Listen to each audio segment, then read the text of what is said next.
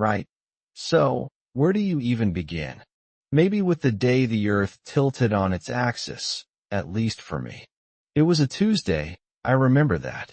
Tuesdays are trash day. Irony, right? She said, I used to look up to you. Now she looks at me like I ruined her life. That's the headline, I guess. Not that anyone's writing it down, but it's how I'd sum up the last few years. Thing is, it wasn't a shout, not even a sob. It was matter of fact, like stating the weather. And the look? Pure disappointment. Not anger, not hatred. Just done. Like I was a failed appliance she was finally throwing out. That's the part that sticks. The quiet, crushing disappointment. It still echoes, you know? You gotta understand. It wasn't always like that. Back then, her name was Sarah, and she was different. Vulnerable, maybe. I met her in college. She was dealing with some heavy stuff. Her mom was sick, and her dad, well, he wasn't around much. I was just there. Solid. Dependable. She used to call me her anchor. Corny, I know. But I was. I helped her with her papers, drove her to appointments. Listened to her cry for hours. She was smart, though, really driven. I knew she'd do big things. I genuinely believed in her. And she looked up to me then. Saw me as someone. Someone strong. Someone who had his shit together. God, that feels like a lifetime ago. A different universe. Then came the slow creep. Graduation. First jobs. The ambition I saw in her? It turned into something else. Sharper. Less forgiving. She landed a gig at some tech company, started pulling crazy hours. I was comfortable. Stable. Accountant. You know? Good benefits, 401k. Predictable. She started climbing the ladder fast. The money was good, really good. But the dynamic shifted. Subtle at first. A new car she didn't discuss with me. Business trips. Lunches with clients. I told myself it was success. That I was happy for her. And I was, I guess. But somewhere along the line, she started looking at me differently. Less like an anchor. More like a, wait. The real kicker? The layoff. Downsizing, they called it. After 15 years. Just gone.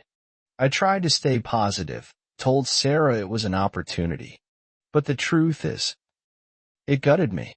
My dad worked at the same factory his whole life. That was the model, you know? Provide. Be reliable. And here I was, jobless at 40-something. The weight started piling on. I stopped going to the gym. What was the point? The silence got louder. Sarah worked even more. Gotta keep us afloat, she'd say, like I wasn't trying. Like I wanted to be unemployed. And the disappointment in her eyes? It wasn't subtle anymore. It was a goddamn spotlight. It was the dishwasher, I think. Stupid, right? It broke down. Again. We'd been putting it off. Trying to squeeze a little more life out of it. But it was dead. And Sarah came home, tired from work, and saw the pile of dishes. Seriously, Mark? She said, that edge in her voice. I snapped. I'm looking for jobs all day, Sarah. I can't fix everything. And then she said it. You used to be someone. Someone I admired. Now you're just here. She didn't yell. That's the thing. It was just cold. Clinical. Like a diagnosis. And the look? Like I'd personally ruined her life. Like I chose to be this nothing. It's like everything I thought I was just evaporated. It wasn't just about the job. It was about me. My value. I started seeing myself through her eyes. A failure. A disappointment. I used to fix things. That was my thing. Now, I couldn't even fix a goddamn dishwasher. And the worst part? I knew she was right, on some level. I had let myself go, gotten complacent. But whose fault was that? I was so busy supporting her, being the rock, that I forgot about myself. And now, I was paying the price. Big time. That sentence, it's been living rent-free in my head ever since. I tried to fix it. I really did. Started going to the gym again. Applied for hundreds of jobs, even the ones I was overqualified for. Cooked dinner, did the laundry, tried to be present. But it was like she'd already checked out. The smiles didn't reach her eyes anymore. The sex was perfunctory, like a chore. And every time I looked at her, I saw that disappointment. Like I was a constant reminder of something she'd lost. Or something she thought she'd lost. I started wondering if she even remembered the guy she used to look up to. Or if she just preferred the story where I was the villain. Remember those little quirks? The inside jokes. We used to have so many. One was about squirrels. Sounds stupid now, but we had this whole elaborate story about squirrels running the government. She'd laugh until she cried. No? Nothing.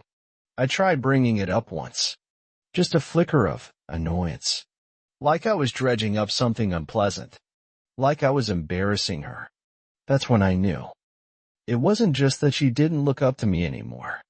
It was that she actively resented me. For existing.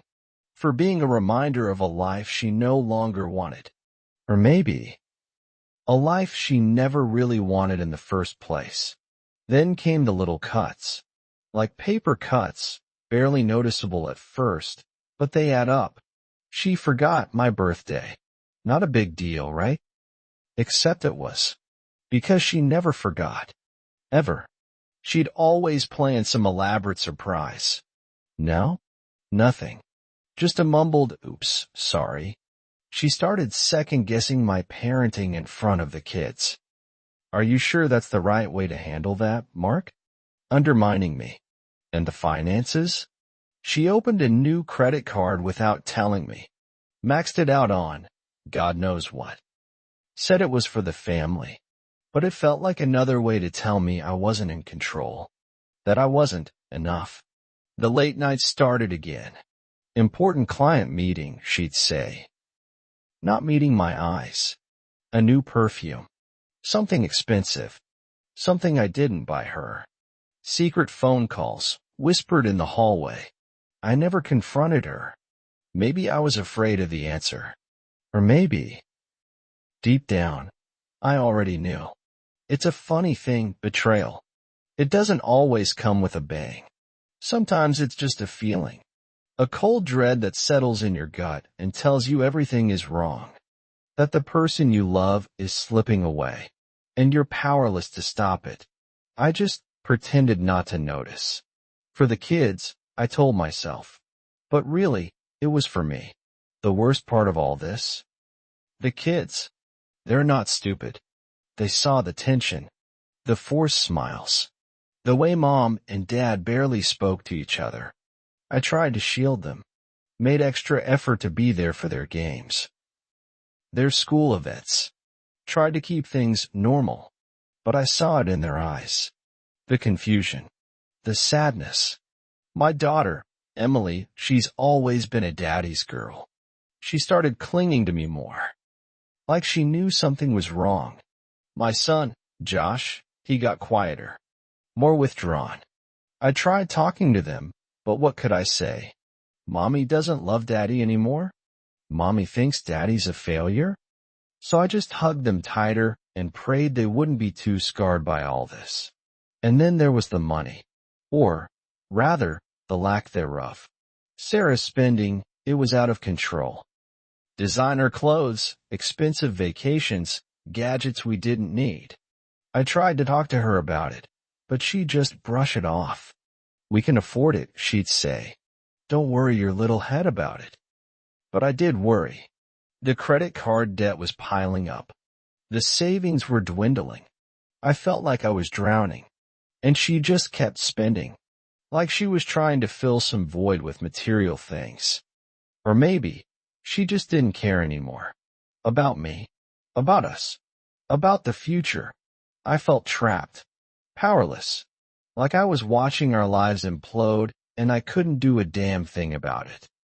I caught a glimpse of myself in the mirror the other day. Really saw myself. The weight. The lines etched around my eyes. The defeated slump of my shoulders. I barely recognized the guy staring back. Where did he go? The confident, optimistic guy Sarah used to admire? He was gone. Replaced by this hollow shell. A ghost of his former self. And that's when it hit me. I couldn't keep doing this. I couldn't keep living a lie. Pretending everything was okay when it wasn't. I couldn't keep sacrificing myself for a woman who clearly didn't give a damn about me anymore. Something had to change. So, I told her. One night, after the kids were asleep. No shouting. No accusations. Just quiet resignation. I said, Sarah, I don't think we can do this anymore. She didn't argue. Didn't cry. Didn't even seem surprised. Just looked at me with those cold, empty eyes and said, okay. Like she'd been expecting it. Like it was just a formality. I asked her if she was seeing someone else. She didn't answer. Didn't need to. The silence said it all. We talked about the logistics. The house. The kids. The finances. It was all so clinical. So detached. Like we were discussing a business deal, not the end of our marriage. Packing my things was surreal. 15 years of memories crammed into cardboard boxes. Photos. Old clothes. Books. The remnants of a life that no longer existed. Saying goodbye to the kids was the hardest thing I've ever done. Emily cried. A lot. Josh just hugged me tight and whispered, I'll miss you, Dad. It broke my heart. The house felt empty, hollow, like a tomb. I walked through each room, one last time. The kitchen where we used to cook together. The living room where we watched movies with the kids. The bedroom where, well, you get the picture. Ghosts of laughter and love lingered in the air, mocking me. The irony isn't lost on me. I supported her dreams. I cheered her on. I sacrificed my own ambitions so she could soar. And her success, it ultimately destroyed me. Not directly, of course, but indirectly, by changing her, by making her someone who no longer needed me, or wanted me. It's a bitter pill to swallow. Knowing that the very thing I helped create ultimately led to my own downfall. That I was a stepping stone, used and discarded. But maybe that's just life. Maybe that's what happens when you give too much of yourself to someone else. You end up with nothing left. I remember the way she used to look at me. Like I was her hero, her protector, her everything. Pure admiration, pure love. It's a memory I cling to, even now. Because it's a reminder that I was someone worthy of that gaze. The last time I really saw her. Before I left, she didn't even look at me. Just a quick glance, like I was an obstacle in her path. No warmth. No sadness. No regret. Just indifference. It was like looking at a stranger. A beautiful, successful stranger. But a stranger nonetheless. That's when I knew, for sure, that it was over. Completely and irrevocably over. I have to admit, I'm not entirely blameless. I stayed too long. I saw the signs, the distance, the disrespect, the whatever was going on with those late nights. But I kept hoping things would change, that she'd come back to me, that we could salvage something. I was wrong. Sometimes, love just isn't enough. Sometimes, people grow apart. Sometimes, you have to accept that the person you loved is gone, replaced by someone else, someone you don't even recognize. It's a hard lesson to learn, and it's one that's cost me dearly, but I'm finally starting to understand it. The future? It's uncertain. I'm starting over. New apartment, New job. New life. I'm not healed. Not even close. The scars are still fresh. The memories still sting. But I'm free. Free from the weight of her disappointment. Free from the constant feeling of inadequacy. Free to be me, whoever that is. I don't know what the future holds. I don't know if I'll ever find love again. But I know I deserve better than what I had. And I'm finally ready to fight for it. For myself. For my kids. For a life where I'm not just here, but someone. Again. I saw a young couple in the park the other day, holding hands, laughing, looking at each other with that spark. For a brief moment, I remembered what that felt like. The butterflies, the excitement, the unwavering belief that anything was possible. But the feeling quickly faded, replaced by a deep, aching sadness. Because I knew in that moment that I would never be that person again. The naive, optimistic guy who fell in love with Sarah all those years ago. He was gone, lost somewhere along the way, a casualty of broken dreams and shattered illusions. Sometimes, late at night, I wonder if she ever thinks about it, about what she said, about what she did, about the man she used to look up to. Does she ever feel a flicker of regret? A pang of guilt? I doubt it. Sarah always had a way of rewriting the narrative, of casting herself as the hero and everyone else as the villain. So, no, I don't think she remembers. Or, if she does, she probably thinks I deserved it. And maybe, on some level, I did. But that doesn't make it hurt any less. The quiet devastation is complete. The end.